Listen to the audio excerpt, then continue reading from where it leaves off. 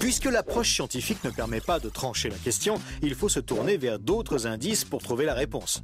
Le premier signe est en rapport avec la Bible. Pour beaucoup de gens, ce best-seller mondial numéro 1 est juste un livre religieux parmi d'autres. Pourtant, ceux qui prennent la peine de le lire se rendent assez vite compte d'une caractéristique surprenante. Son unité, sa cohérence. Bien que sa rédaction ait demandé 1500 ans, elle nous dévoile un propos cohérent qui s'est construit progressivement au cours des siècles et qui apparaît au final comme un édifice impeccable, majestueux, et qui dépasse totalement ceux qui l'ont construit. Des premières pages au dernier mot, elle est centrée autour d'un même sujet, la connaissance de Dieu, le Messie et le plan du salut divin pour l'humanité. Pour celui qui ne connaît rien à la Bible, cette affirmation peut paraître un peu fumeuse. Pour lui, c'est juste des mots, des concepts abstraits, de la spiritualité, sans rapport avec le monde réel. Mais pour celui qui la lit et cherche un peu, l'évidence devient de plus en plus écrasante que quelqu'un, derrière ce livre, au travers de centaines d'épisodes, de miracles, de prophéties et d'événements surnaturels, quelqu'un a construit un message qui nous est adressé. Par exemple, Moïse expose clairement la base de la relation avec Dieu et annonce la venue du Messie. 5 siècles plus tard, David, parmi d'autres, prophétise les détails de la crucifixion tout en engendrant les ancêtres de Jésus. 300 ans plus tard, c'est l'œuvre monumentale d'Ésaïe qui complète de façon saisissante le portrait du Messie, annonce son sacrifice, sa résurrection et la future restauration mondiale. Et c'est comme cela tout au long des 66 livres de la Bible, avec des centaines de détails et révélations surnaturelles. Et cela pose une vraie question. Comment cette quarantaine d'auteurs tellement différents, Moïse, David, Salomon, Ésaïe, Daniel ou Jésus, qui a accompli des dizaines de prophéties par le seul fait d'exister, comment peuvent-ils parler d'une seule voix et aborder chacun une facette du même message ? Sans se connaître, ils se confirment mutuellement et construisent le même tableau, un seul tableau immense et qui les dépasse totalement. C'est complètement incompréhensible et impossible à réaliser. Ils ont été chefs d'État, bergers, prophètes ou apôtres. Ils ne se sont jamais connus, ont vécu à des siècles d'écart et sont pourtant en parfaite unité, centrés exactement autour du même sujet. Impossible, n'est-ce pas? Et c'est un cas totalement unique. Ni le Coran, qui ne s'appuie que sur un seul homme, sans antécédent, ni aucune confirmation postérieure, ni les écrits hindous, truffés de récits légendaires, ni aucun texte religieux de l'Antiquité n'a ce caractère unique. La Bible seule comporte cette sorte de filigrane attestant de sa véritable origine. Le second signe est lui aussi au cœur des passions les plus extrêmes. Il s'agit du peuple juif. Étrangement, le simple fait de parler d'Israël déchaîne des réactions quasi irrationnelles. Certains veulent son extermination, alors que d'autres le voient comme le paradis sur terre.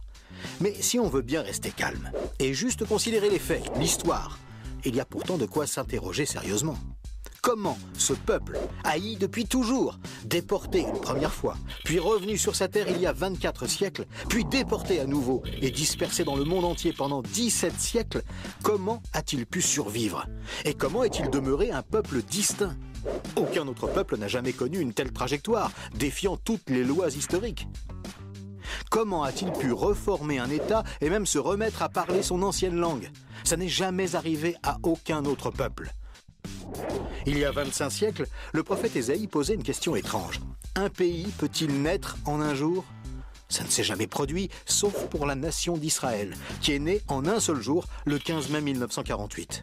Et cela, à peine 3 ans après la fin de la guerre et la solution finale mise sur pied par Hitler pour les exterminer.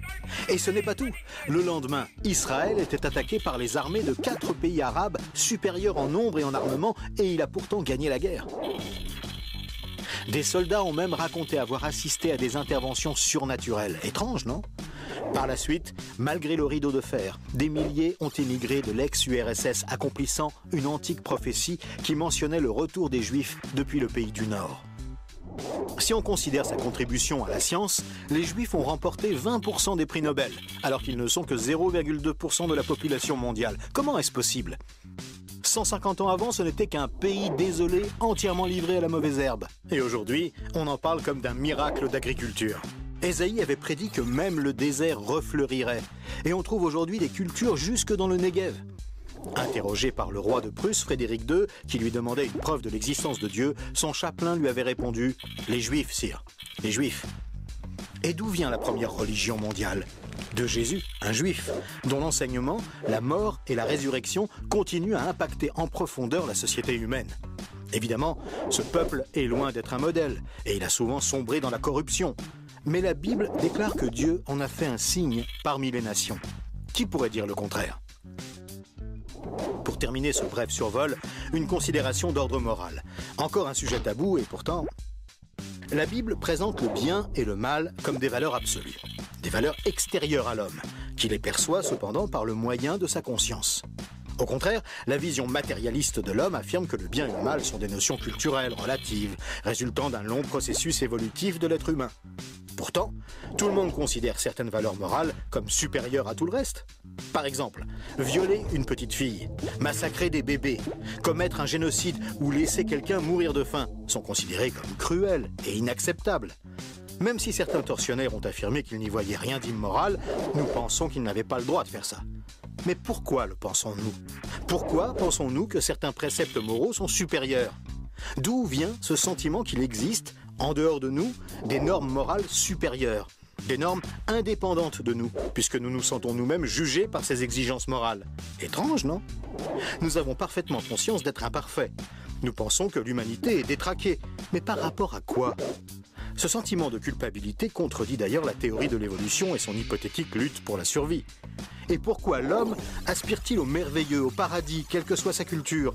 D'où vient ce sentiment intérieur qui fait exactement écho au récit biblique? Cette conscience, issue de nulle part et en parfait accord avec la Bible, constitue encore un autre signe tangible, bien difficile à nier.